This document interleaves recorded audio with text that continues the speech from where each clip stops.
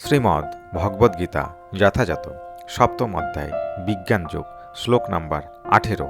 উদার সর্ব ঐব তে জ্ঞানী তমৈব মে মতম অস্তিত্ব স হি যুক্ত্যাত্মা মে বানুচ্যমাম গতিম।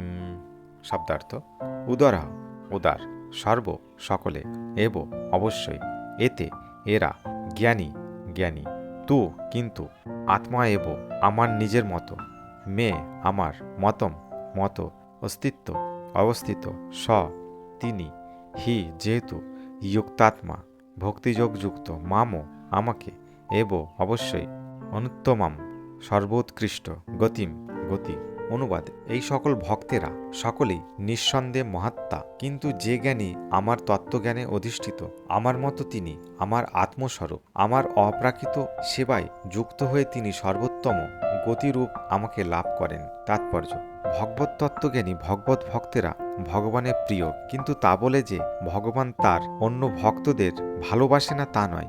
ভগবান বলেছেন যে তারা সকলেই উদার, কারণ যে কোনো উদ্দেশ্য নিয়ে যারা ভগবানের কাছে আসেন তারা সকলেই মহাত্মা। ভগবত ভক্তির বিনিময়ে যে সমস্ত ভক্ত কোনো কিছু লাভের আশা করেন, ভগবান তাকেও গ্রহণ করেন, কিন্তু সেই ক্ষেত্রেও প্রীতির আদান প্রদান হয়। ভগবানকে ভালোবেসেই তারা তার কাছে কোনো বিষয় লাভের কামনা করে না। তারপর তারা বাঞ্ছাপূর্তিজনিত সমষ্টির ফলে তিনি আরও গভীরভাবে ভগবানকে ভালোবাসেন, কিন্তু তবুও পূর্ণ জ্ঞানবান ভগবত ভক্ত ভগবানের অতিশয় প্রিয়, কারণ তার একমাত্র প্রয়োজন হচ্ছে প্রেম ভক্তি সহকারে ভগবানের সেবা করা। এই ধরনের ভগবত ভক্ত সান্নিধ্য বা ভগবত সেবা বিনা এক মুহূর্ত বাঁচতে পারে না। সেই রকম ভগবানও তার ভক্তের প্রতি এতই অনুরক্ত যে তাকে ছেড়ে তিনি থাকতে পারে না। শ্রীমদ্ ভগবতের নবম স্কন্দের চতুর্থ অধ্যায়ের 68 নম্বর শ্লোকে বলা হয়েছে, সাধব হৃদয়ম মহ্যম সাধুনাম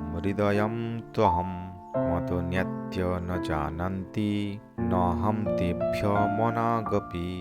ভক্তেরা আমার হৃদয়ে সর্বদাই নিবাস করেন এবং আমিও সর্বক্ষণেই তাদের হৃদয়ে বিরাজমান থাকি। আমাকে ছাড়া ভক্ত আর কিছুই জানতে পারে না, আর আমিও তাই ভক্তকে কখনোই ভুলতে পারি না। আমার শুদ্ধ ভক্তের সঙ্গে আমার যে সম্পর্ক তা প্রগাঢ়, প্রেমময় ও আন্তরিক। পূর্ণজ্ঞানী শুদ্ধ ভক্তরাই কখনো পারমার্থিক সান্নিধ্য বর্জন করে না, তাই তারা আমার এত প্রিয়।